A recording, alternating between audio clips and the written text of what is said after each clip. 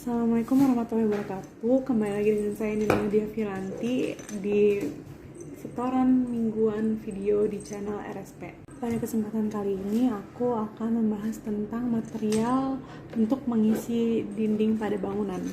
Tapi sebelum kita bahas tentang material pengisi dinding itu, kita pengen tahu nih, apa sih dinding itu? Dinding adalah suatu elemen bangunan yang membatasi satu ruang ke ruang yang lainnya dan bersifat non-struktur. Jadi dia itu lebih masuk ke pekerjaan arsitektur. Jadi dia itu sebenarnya nggak nopang bangunan. Jadi itu fungsinya hanya untuk menutup antar kolom dan sekat-sekat. Dewasa ini kita tuh udah banyak banget nemuin yang namanya macam-macam material pengisi dinding.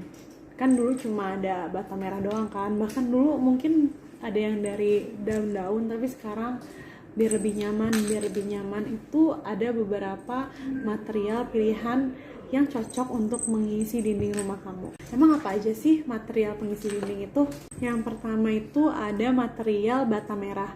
Bata merah itu terbuat dari tanah lempung, kemudian tanah lempungnya itu dibakar sampai nanti warna tanah lempungnya tersebut menjadi warnanya rada kemerah-merahan. Jadi kita sebut bata merah. Yang kedua ada material batako. Batako ini biasanya dibuat dari campuran semen dan pasir kasar yang dicetak terus dipres, nanti dia bentuknya kotak kayak gitu. Dan yang ketiga itu kita punya bata ringan yang sekarang itu bener-bener lagi in banget.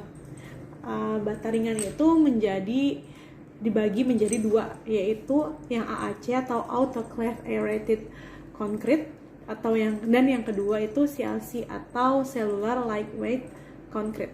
Terus bedanya apa sih antara AAC sama CLC? Kalau AAC itu biasanya pengeringannya menggunakan mesin pabrik dan bahan-bahannya itu terdiri dari semen, lime, pasta aluminium, kapur, dan pasir.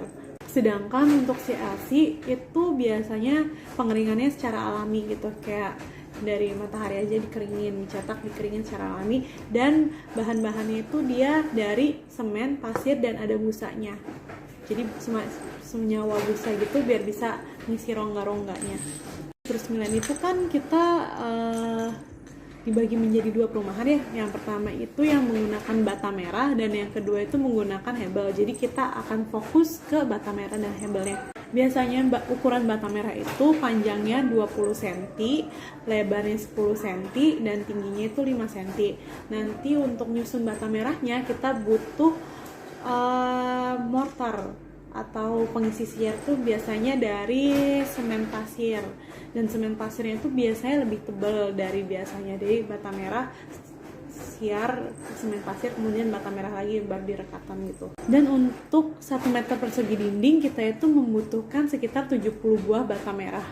Dari penggunaan bata merah kita itu mendapatkan beberapa kelebihan dan kekurangan. Seperti contohnya kelebihan ya, pemasangan bata merah itu sebenarnya gampang loh. Jadi nggak butuh tukang khusus untuk nempelin bata merah untuk dinding kita.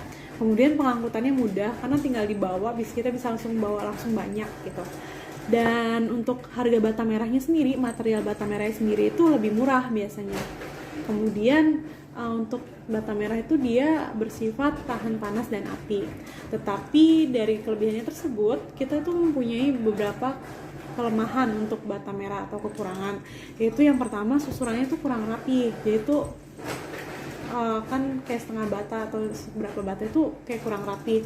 Yang kedua, suhu ruangan itu jadi kurang stabil karena menyerap suhu.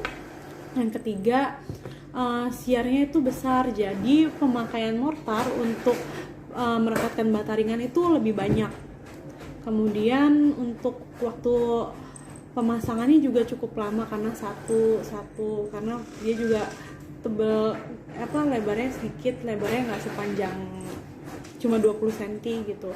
Dan materialnya tuh cukup berat, jadi untuk bangunannya itu mempunyai beban berat sendiri yang lebih besar. Yang kedua, kita punya bata ringan. Bata ringan itu biasanya ukurannya itu 60, 20, dan tebalnya ada yang 10 dan ada yang 7,5. Dan untuk merekatkan bata ringan itu kita cuma butuh mortar instan atau yang biasa kita sebut tin bed. Dan tin bed itu kayak ngolesin ke bata ringannya itu sangat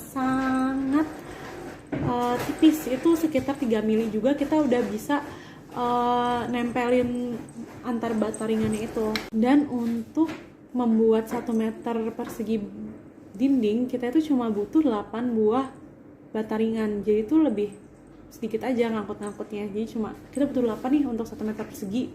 Kemudian kita juga pastikan suatu material tuh pasti ada kelebihan dan kekurangannya. Kita juga membahas di sini kelebihan bata ringan itu yang pertama bentuknya tuh lebih seragam karena dia itu pakai mesin dan lebih kayak pakem gitu, bentukannya pasti kayak gitu bata ringan itu. Jadi memudahkan kita untuk membuat dinding yang lebih rapi. Kemudian yang kedua, kita tuh nggak butuh siar yang tebal, kita cuma butuh 3 mm, cuma seret gitu, langsung jadi dindingnya. Kemudian yang ketiga itu kita mempunyai beban struktur yang kecil, beban bangunan itu jadi lebih kecil, dia punya berat sendiri yang lebih kecil karena ini juga bata ringan, jadi lebih ringan daripada bata merah. Terus kemudian dia itu kedap suara, kedap api dan air. Dan salah satu fungsi rumah kan biar nggak keberisikan gitu tetangga-tetangga.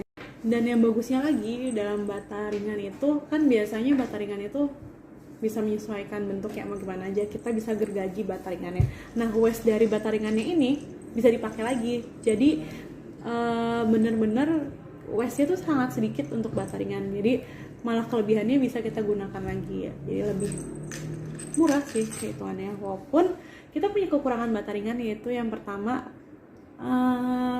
nggak semua pekerja bisa menginstalasi bata ringan karena butuh teknik khusus. Kemudian yang kedua, emang harga material bata ringan itu lebih mahal, material bata ringannya itu lebih mahal. Misalkan kayak bata merah satunya itu cuma 700, sedangkan yang bata ringan itu satunya bisa 5.000 rupiah, kan banyak banget tuh perbedaannya. Bisa dilihat di sini ada perbandingan head to head antara bata merah dan bata ringan. Di sebelah sini itu produktivitas meter persegi per harinya itu lumayan banyak kan bata ringan loh. Produktivitas pemasangan per meter persegi per harinya bata ringan itu lebih banyak loh, jadi pengerjaan itu lebih cepat dibandingkan bata merah. Kemudian bisa dilihat dari serap airnya, dari tebal spesiesnya juga yang tadi ku bilang